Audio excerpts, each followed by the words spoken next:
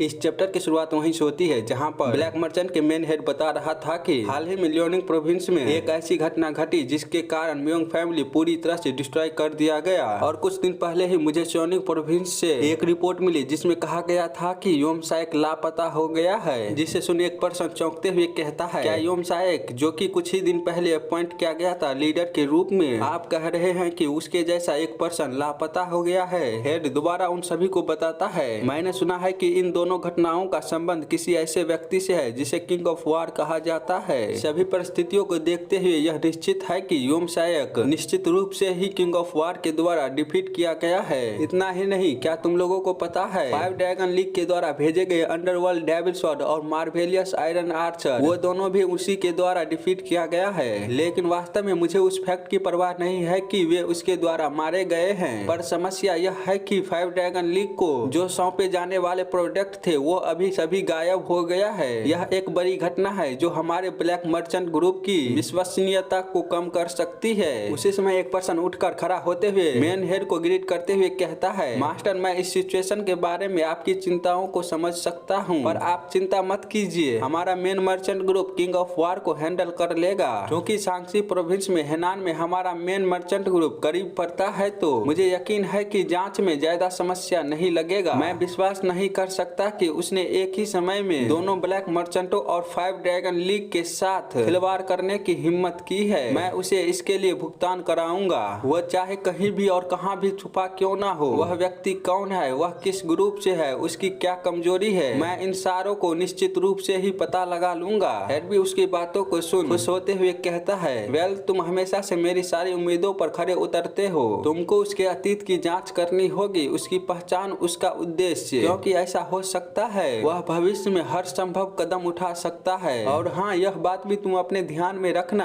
अगर जिस समय तुम्हें लगे कि वह हमारे लिए उपयोगी है तो तुम समझौता करने की कोशिश करना कि वह हमारी ओर आ जाए, लेकिन अगर जिस समय तुम्हें लगे कि वह हमारे लिए बेकार है तो तुम यह कोशिश जरूर करना कि उससे छुटकारा पाए। इसी के साथ सीन कट होकर हम बाहर की ओर से उस आइलैंड को देखते हैं और अभी भी उस मेंशन के अंदर से कोई कह रहा था, ठीक है चलो छोड़ो, हमें इस तुच्छ मामले पर बहुत अधिक समय बिता लिया है, हमारे पास अभी भी ऐसे महत्वपूर्ण मामले हैं जिसके बारे में हम बात कर सकते हैं, लेकिन अभी के लिए इस एजेंडे को छोड़ते हैं, यह एक लंबा दिन होने वाला है, आइए अगले एजेंडे पर जाएं। और इसी के साथ दोबारा सीन कट होकर किसी और जगह पर देखते हैं जहां पर कोई कह रहा था, मनसांगरो, मुझे यकीन है कि यह जगह है। यह बंदा डैन होता है, वह कहता है, एल्डर उसने मुझे किसी टूरिस्ट की जगह इन सारे जगहों पर घूमने के लिए कहा है जो कि मैंने पहले कभी नहीं किया, पर मैं अभी तक कहीं नहीं आया हूँ। उसी समय उसकी नजर कहीं और जाती है जहाँ पर कोई कह रहा था, थैंक यू, प्लीज आप अपने रास्ते में केयरफुल रहिएगा। दूसरा बंदा कहता है, जैसे कि उम्मीद थी, आपके हाथों से बने नूडल का स्वाद लाजवाब होता है। वह बंदा दोबारा कहता है, हाँ मुझे भोजन का आनंद लेने के लिए आपका धन्यवाद देना चाहिए। डैन उन सभी की ओर देखते हुए कहता है, वहाँ पर क्या हो रहा है? हम भी उस ओर देखते हैं जहाँ पर एक पोस्टर के आगे लिखा हुआ था, the world most delicious handmade noodles. Dan उसकी ओर देखते हुए कहता है, हैंडमेड नूडल्स?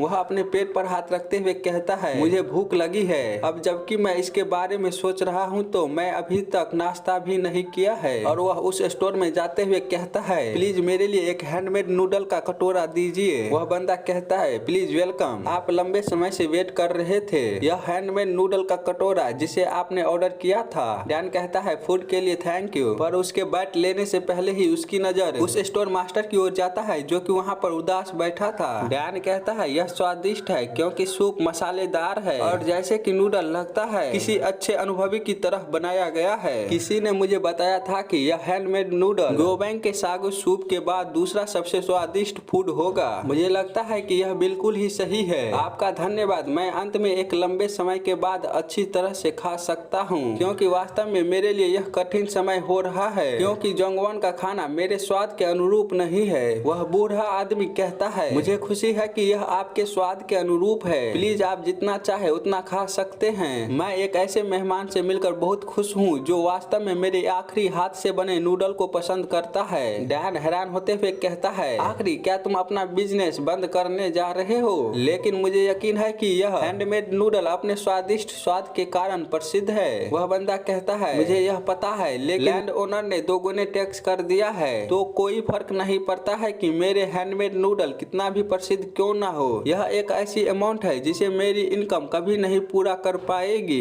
ईमानदारी से मैं यह बिजनेस हमेशा से यही करता आ रहा हूँ, क्योंकि इस नूडल का आनंद लेने के लिए मेहमानों के चेहरे देखकर मुझे बहुत खुशी हुई है। लेकिन अब मैं ऐसा नहीं कर सकता। यहाँ मोनसांग्रो की ऑलमोस्ट सारी लैंड व्योमसाइक के द्वारा ही ओन की जाती है, इसीलिए इस प्लेस पर उसका विरोध करने की हिम्मत किसी की नहीं है। डैन कहता है, मुझे लगता है कि तुम अपना बिजनेस लंबे समय तक यहाँ जारी रख सकते हो, क्योंकि मैंने सुना है कि व्योमसाइक ने ताइवान को छोड़ दिया है। वह बूढ़ा आदमी दोबारा कहता है, इससे क्या फर्क पड़ता है, वह सब चले भी गए तो वापस आएंगे। आपको क्या लगता है कि वह अपने जमीन के बिना कहाँ जाएंगे? उसी समय कोई आते हुए उस बूढ़े आदमी की बातों को काटते हुए कहता है, आप वैसा ही कर सकते हैं जैसे मास्टर डैन ने आपको बताया था। मोंटो ऐसी गारंटी देगा कि व्योमसाइक अब कभी भी आपके स्टॉल को डिस्टर्ब नहीं करेगा। डैन भी उसकी ऐसी बात को सुन अपनी भोली शक्ल बनाते हुए उसकी ओर देखता है, जो कि कोई और नहीं सोंगयन होती है। वह दोबारा कहती है, पर क्या आप प्लीज मेरे लिए भी एक कटोरी हैंड नूडल बना दीजिएगा। वह बंदा वहाँ से जाते हुए कहता है, क्या आपने कहा कि माउंट हुआ इसकी गारंटी देगा? यदि हाँ तो क्या मैं कुछ समय के लिए इस बिजनेस को जारी रख पाऊंगा?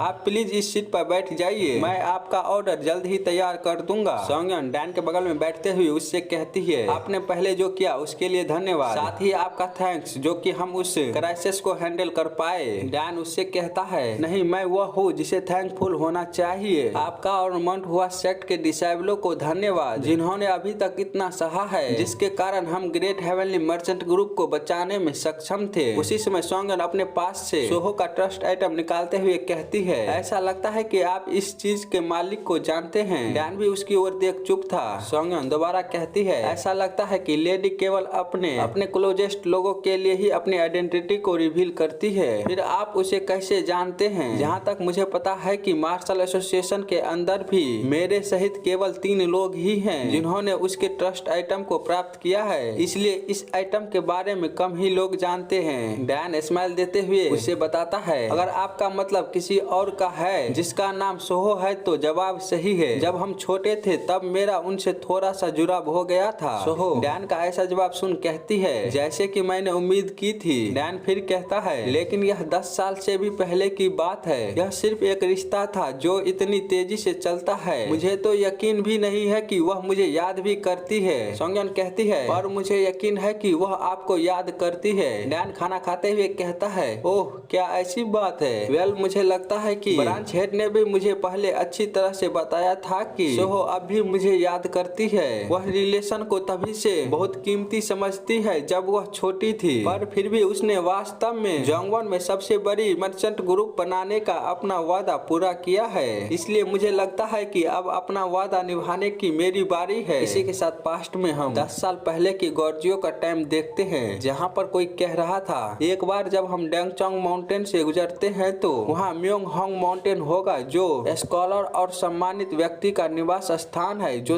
3 देवताओं में से एक है। क्योंकि वे पहले से जानते हैं कि मैं वहाँ आ रहा हूँ, तो उनमें से बाकी गोल्डन जोन और ईस्टर्न गेट के स्वॉर्डमैन कबीले के निश्चित रूप से वहाँ आएंगे। उनमें से हर एक आउटस्टैंडिंग है, पर कोई फर्क नहीं पड़ता है कि उनके मार्शल आर्ट चाहे कितने भी आउटस्टैंडिंग क्यों ना हो, उनमें से कोई भी ऐसा नहीं होगा जो मास्टर के मार्शल आर्ट के मुकाबले में खड़े होने की बराबर होगा, चाहे वह कितना भी आउटस्टैंडिंग क्यों ना हो। पर एक छोटा सा अंतर है कि महाद्वीप में मार्शल आर्ट ज्यादातर ग्रुपों की पावर का विस्तार करने पर केंद्रित है, जबकि इस कंट्री में मार्शल आर्ट मास्टर की अपनी पर्सनल रुचियों का ध्यान केंद्रित करने की प्रवृत्ति है। ऐसा इसलिए है क्योंकि कॉन्टिनेंट इतना चौड़ा है कि कैपिटल की अथॉरिटी के वहाँ के प्रोविंस को बांध नहीं सकती, इसलिए वहाँ के लोकल पावर ग्रुप को वहाँ के लोकल नेशन के द्वारा अप्रूव्ड किया जाता है। इसके विपरीत गोर्जियो इतना चौड़ा नहीं है कि सेंट्रल अथॉरिटी की पहुँच से बाहर हो सकते हैं। नेशन पॉइंट से स्ट्रॉन्ग पावर से सज्जित होना इमरजेंसी सिचुएशन में बहुत उपयोगी होता है, लेकिन साथ ही यह कुछ ऐसा भी है जो शक्तिपूर्ण समय में उनकी शक्ति को खतरे में डालता है। जिसके बाद मास्टर इस टॉपिक को छोड़ते हुए कहता है, हमने इस बेकार कहानी के बारे में बात करने में काफी समय बिताया है, वैसे भी हम आज इस जगह पर आराम करेंगे और हम अपनी आखिरी ट्रेनिंग की शुरुआत कल करेंगे। अपने आप को तैयार कर लो। डैन भी सीरियस होते हुए कहता है, मैं समझ गया मास्टर। उसी समय कोई भागते हुए कह रहा था, वो इम्पॉसिबल, क्या यह सच है? मुझे विश्वास विश्वास नहीं हो रहा है। और फिर वह एक टेबल पर अपने हाथ मारते हुए कहती है, अमेजिंग, मैंने सुना है कि अलग अलग आंखों के रंग वाले पश्चिमी लोग होते हैं, क्या यह सच है? क्योंकि तुम्हारी आंखें बहुत सुंदर है। डैन भी हैरान होते हुए उसकी ओर देखने के बाद कहता है, आखिरकार तुम कौन हो?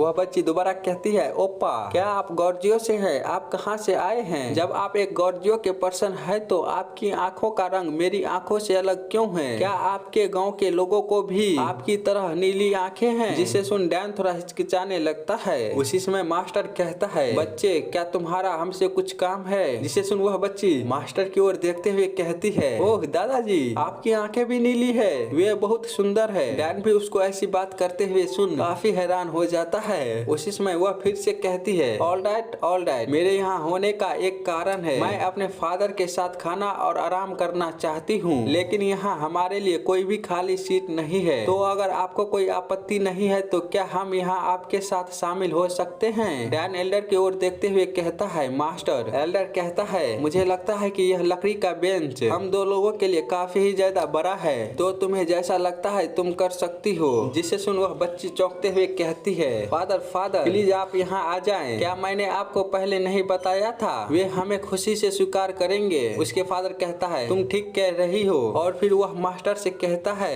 एल्डर, मैं आपके इस चीज के लिए ऋणी रहूंगा। और वह अपने बच्चे से कहता है, ठीक है, तुम भी अब यहाँ बैठ जाओ। वह बच्ची बैठते हुए कहती है, मेरा पैर, इतनी दूर चलने से मेरे पैरों में दर्द हो रहा है। डैन उसके ओर देखते हुए कहता है, हे बच्चे, तुम कितने साल के हो और तुम कहाँ से हो? जिसे सुन वह डैन पर गुस्सा करते हुए कहती है, मैं बच्चा नहीं हूँ, मैं पहले से ही 12 का हूँ। और रुको, क्या तुम्हें नहीं पता कि किसी लेडी की उम्र पूछना अशिष्टतापूर्ण व्यवहार माना जाता है? जिसे सुन डैन चौंकते हुए कहता है, क्या एक वुमेन? उसी समय वह बच्ची दोबारा कहती है, ओप्पा, क्या आप अपना नाम मुझे बता सकते हैं? जिसे सुन वह कहता है, डैन सायू। वह हंसते हुए कहती है, यह एक अच्छा नाम है, यह किसी तरह मीठा और अकेला लगता है। मेरा नाम सोहो है, चलिए साथ होते हैं।